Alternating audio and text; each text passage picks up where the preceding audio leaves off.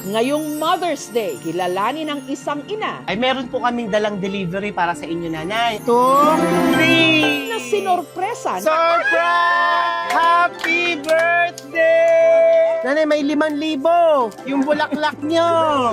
ng batang kinupkop at pinalaki niya noon bilang parang tunay na anak. Swerte ko po sa kanila kasi tinuloy po ako lang po higit po sa kadugo ba. Managiging pangit-pangit pa. Ako, Diyos ko. Rapi!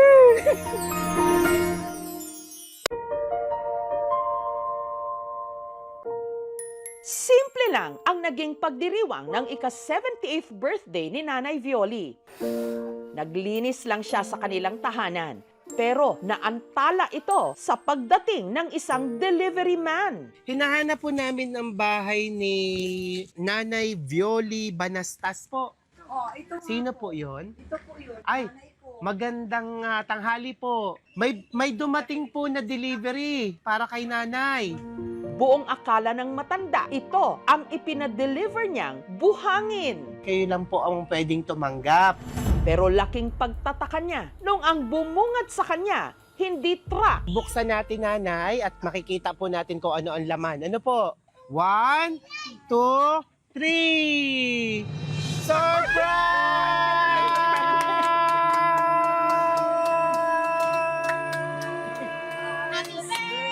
Happy birthday! Van surprise pala ito para kay Nanay Violi. Palakpakan natin! Binigyan din siya ng bouquet na may kasamang cash. Nanay, may 5,000. Yung bulaklak nyo. Nakatanggap din siya ng isa pang regalo. Nanay, ano sa tingin nyo ang laman? At Naku, may... Bagong wallet.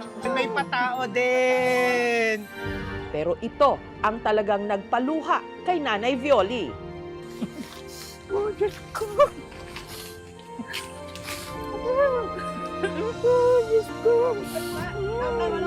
We have Best Mother Award. Palakpakan! Ayan, maraming salamat. Happy birthday, Nay. Salamat po sa lahat. Maraming po salamat sa pag-aalaga niyo sa akin. Lagi ko kayong ipinagdarasal at hindi ko kayo malilimutan. Maraming salamat, Inay. Huwag kayong mag-alala. Kahit di ako nakakauwi diyan, lagi kayo kasama sa dasal ko. Nabigyan ka ni Lord ng napakalakas na pangatawan. Enjoy your birthday. Happy birthday. Mahal na mahal ko tayo. Diyos ko, Rapi. Ang naghanda ng lahat ng ito, hindi niya raw tunay na kadugo, pero itinuring niyang tunay na anak. Ang dati niyang alagang si Rafi na matagal na niyang hindi nakikita. Ako, Diyos ko, Rapi. Pero nasaan na si Rafi? Ngayong Mother's Day, tunghayan ang kwento kung paanong ang itinanim na pagmamahal sumisibol sa kaibuturan ng ating puso.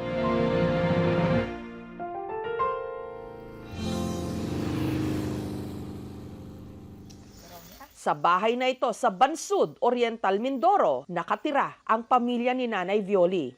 Sa pagsasaka itinaguyod ng kanyang mister ang 6 nilang mga anak. Sa kabila po ng kahirapan ng buhay, kami naman po ay naigapang din po ng aming mga magulang na makapagtapos ng pag-aaral. Kami po ay 5 guro. Likas daw talaga sa kanilang pamilya ang tumulong sa kapwa.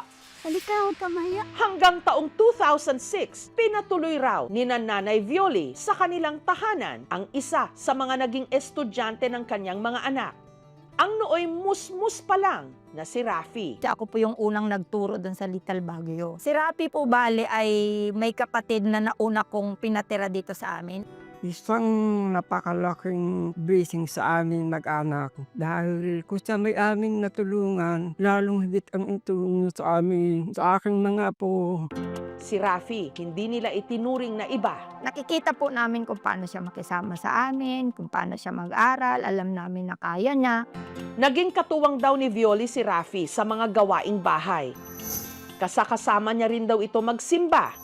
at katabi pa niya pati sa pagtulog. Siya nga ang aking bunso, maalaga sa mga aking mga anak at apo at maging sa akin. Kaya ako'y nagpapasalamat sa Panginoon Diyos at siya dumating sa amin. Pinag-aral din nila si Rafi hanggang kolehiyo. Hindi ko tinuturing na sakripisyo yung pagtulong ko kay Rafi dahil bukal sa loob ko at sa aking mga anak ng aming buong pamilya na siya ay matulungan sa kanyang pag-aaral. Talagang kahit kami may hirap, sinusuportahan namin siya. Parang tunay ko na talagang anak yan.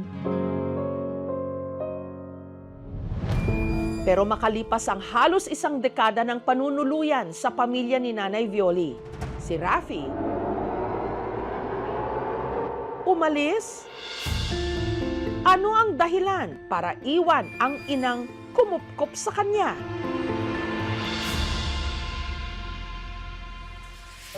Sa Pasay City namin natagpuan si Rafi. Nagtatrabaho sa isang travel agency. Ilang taon man ang nakalipas, tandang-tanda pa rin ni Rafi ang kabutihang ipinakita sa kanya ng kanyang Nanay Violi na itinuring niyang pangalawang ina. Swerte ko po sa kanila kasi tinulog po ako lang. Ang ano po, higit po sa kadugog ba? Doon ko po naranasan yung maging masaya yung buhay ko.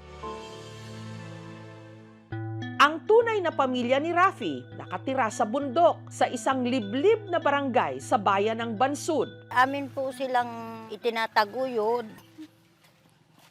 para po sila namin mapalaki, mapag-aral. Kahit po kayo namang hirap po ng aming dinanas ng mag-asawa. Ginapang po namin sila. Isang araw po, isang beses na kayo kumakain sa saging. Naging malapit daw ang loob niya sa kanyang teacher na anak ni Nanay Violi. Kasi po si Madam Hair po, kasama po ako nang dati nung nagaturo po sa amin sa bundok. Kasi wala po siyang kasama dati. Ako po yung inaasahan nila doon. Kaya nung inalok daw siya nito na tumira sa kanila sa bayan, hindi na raw siya nagdalawang isip. Ito raw ang nakita niyang oportunidad para makapag-aral. Nung time na kailangan daw nila ng aampunin, nagpresenta na po ako sa kanila na ako na lang. Sumama po ako sa kanila kahit di ko po set nila. Si Rafi nakatagpo ng bagong pamilya kina Rosalie sa kanyang teacher at napalapit nga ng husto sa ina nito na si Nanay Violi. Nung nandun na po ako, parang nabunutan na po ako ng tinik sa likod. Parang nakahinga po ako ng maayos. Din ko po, yung naranasan na makakain ng 3 beses ng araw. Yan po yung nagparamdam sa akin ng tunay na nanay.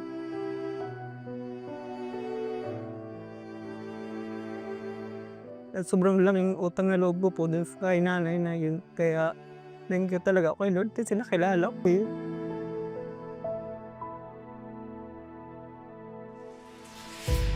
Pero kalaunan, nagdesisyon si Rafi na umalis sa poder ni Nanay Violi. Sobrang nahihiya na po kay nanay kasi may katandaan na rin po. Nagkakaisip na rin po ako na magtrabaho para yung kikitain niya, para pa niya na labon din na ibigay sa akin. Sabi ko nga kay Rafi, anak, kung ikaw ay kulang sa pira, ako ay may itinago din eh. Kahit kami nag-iirap, gusto ko siya ay makatapos ng pag-aaral. Siya nga ayaw kong palisin. Gusto ko yung anak, magtapos ka muna. Para kung ikaw'y manawal sa iyong trabaho, ikaw'y may babalikan. Pero hindi nagawa ni Rafi na makatapos ng pag-aaral. At dahil madalas subsob sa trabaho, may ilang taon na rin daw siyang hindi nakakabisita kina Nanay Violi. May communication pa rin po kami, nagbi-video call po kami. Kaya isa sa naisip niyang sorpresa, Ay nanay, nandini po sa sasakyan. ang handugan si Nanay Violi ng regalo sa ika-78th birthday nito.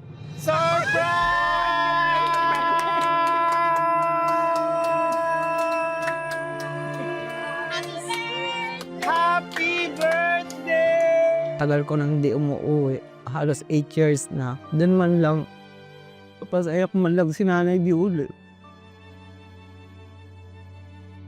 Kahit sa kunting ano lang ba, sa kunting halaga lang. Kasi habang buhay kong datalawin na utang na loob sa kanya yung buhay ko. Nandito siya, inay. Maraming salamat. Hindi Ayan. mo ako nakakalimutan. Hindi rin ka nakakalimutan, anak. Lagi kang nasa aking puso at lagi kong nalaala ikaw. Gusto ko pong masulat yung pagod niya sa akin, pag-aalaga niya sa akin. Mahal na mahal ko siya. Parang gusto ko lagi siya mapasaya. Sabi ko, salamat naman. Di malaga sa akin ng kalugaro. Malagay, pangit-pangita. Ako, Diyos ko. Rapi! Dahil matagal na ring hindi nagkikita sina Rafi at Nanay Violi, Mahilig po si nanay sa bulaklakan na na duster. Ito po talaga yung hilig niyang bilhin pag kami magpunta ng bayan. sa linggong ito, si Rafi uuwi ng Bansud sa Oriental Mindoro para personal na batiin ang kanyang nanay-nanayan ngayong araw ng mga ina. 9 na oras inabot ang kanyang biyahe, pero wala raw ito kung ikukumpara sa paghihirap sa kanya ni Nanay Violi.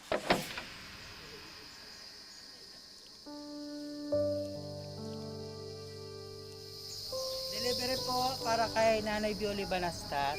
Nung una, hindi ito nakilala ni Nanay Violi.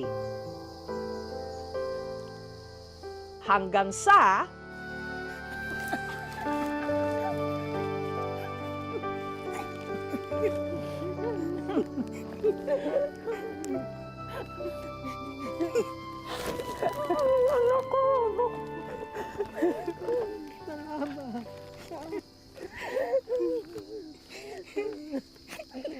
Hindi mo ako nakilala.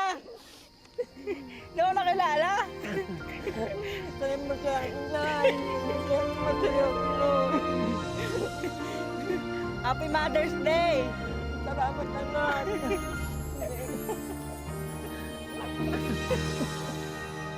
Papasalamat po ako. Hindi lang po kay Nanay Violi at sa Family Banastas. Ako'y nagpapasalamat sa iyo, anak, dahil kahit hindi ka namin kadugo, ay ikay napamahal na sa akin at napamahal din ako sa iyo. Napakasaya ko. Ano, ape, masaya man din ako.